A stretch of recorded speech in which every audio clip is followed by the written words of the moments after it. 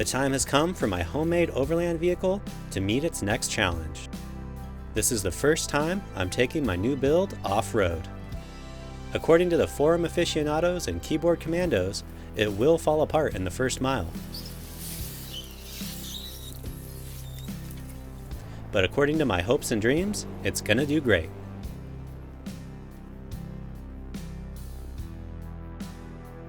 Our day started with the long, twisting climb up Highway 33 into Los Padres National Forest in Southern California. Recent winter storms have washed out sections of the road, slowing progress, but giving us more time to enjoy the views. I'm on a solo trip with my dog Dulce, and the plan is to spend 2 nights camping in Los Padres, enjoying the forest, and testing out the off-road capability of my new Overland build on some OHV trails. Well, we're a couple miles up the main Apache road. Haven't seen anybody since we made our turn off. The main road is super smooth. You could drive a sedan on it, except for the washes might be a little bit tough. Dulce was crying. She needed to get out of the car and run around and be crazy for a little bit. So I decided to stop, let a little bit of air out of the tires just to smooth out the ride since I got them all the way cranked up at highway PSI. And we're gonna turn off on this little Jeep trail here. Not sure where it goes, just saw the sign, figured we'll give it a try.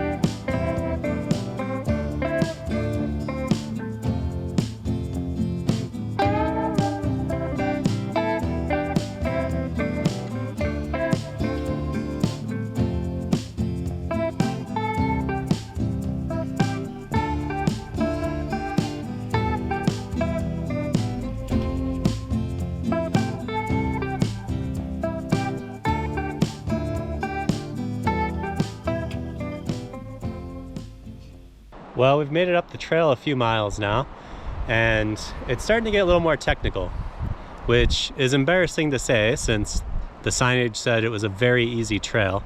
So maybe it's not very easy in a motorhome, but we got to this little section here where the trail's dipping down into the creek for a little bit, and I'm just trying to spot my line as we're driving from the cab, and I think I picked a bad line. So we got the rear axle is pretty twisted up in there. We're just about touching the bump on the driver's side, so not a whole lot of pressure on the passenger side, and that's our only wheel with any traction because driver's side front is completely off the ground, and at the same time we have our passenger side front in this little rain rut over here. So first time that we've come to a stop unintentionally. I think I'm going to be able to back it up though and just try to pick a different line. We'll see how it goes.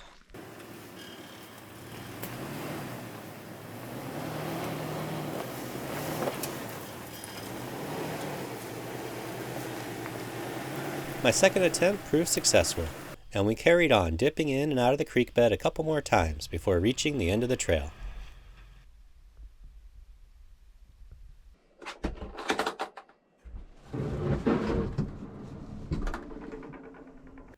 I celebrated with some cold blueberries and a short break before turning around and beginning our descent.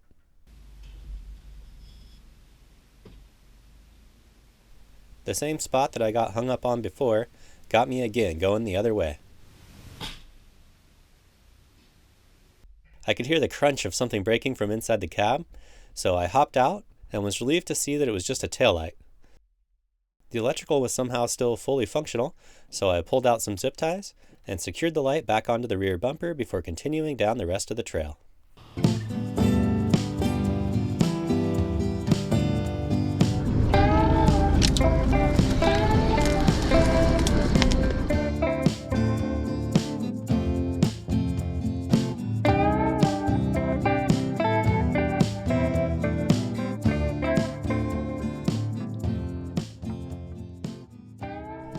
Back on Apache Canyon Road, we continued up the canyon.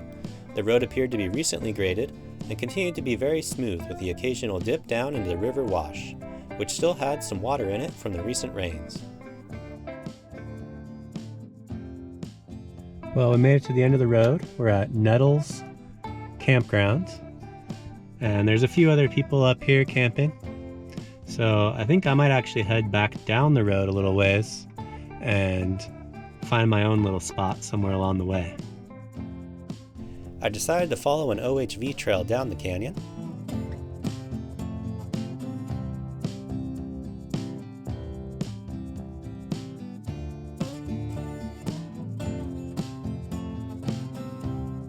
This trail was a sandy track down the main wash, which I followed for a few miles before turning back onto the main road, and then up another OHV trail on the north side of the canyon, where I eventually found a clearing to set up camp before dark.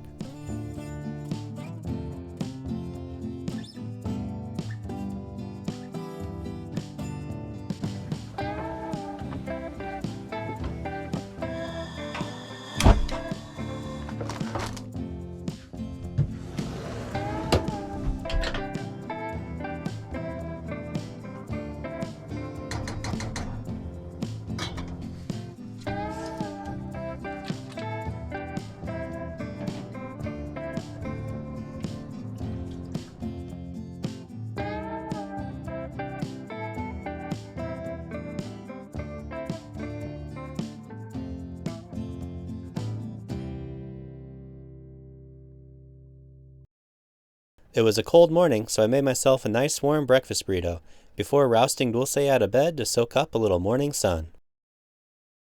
Fueled up and warmed up, we set off to explore around camp.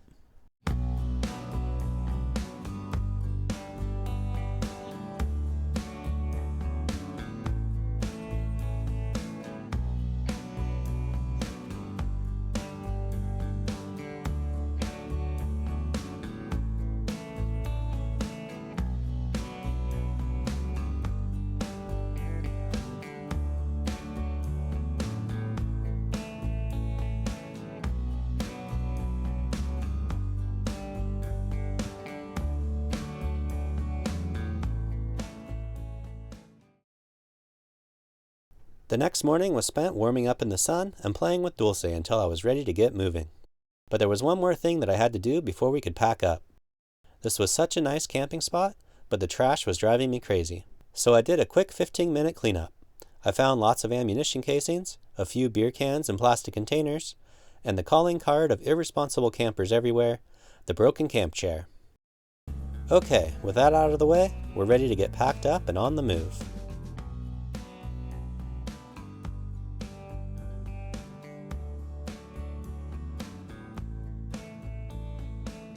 Okay guys, we're leaving that camp spot we were at the last couple of nights. That was a very enjoyable place to spend some time. Only saw one dirt biker the whole day yesterday, so it was nice and quiet, just the birds and the wind through the trees. But we're headed back out of here now.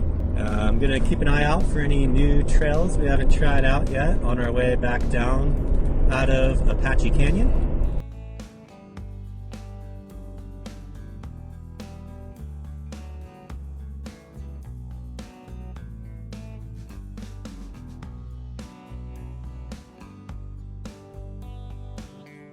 Now, what did I learn from my first time four-wheeling with the new camper?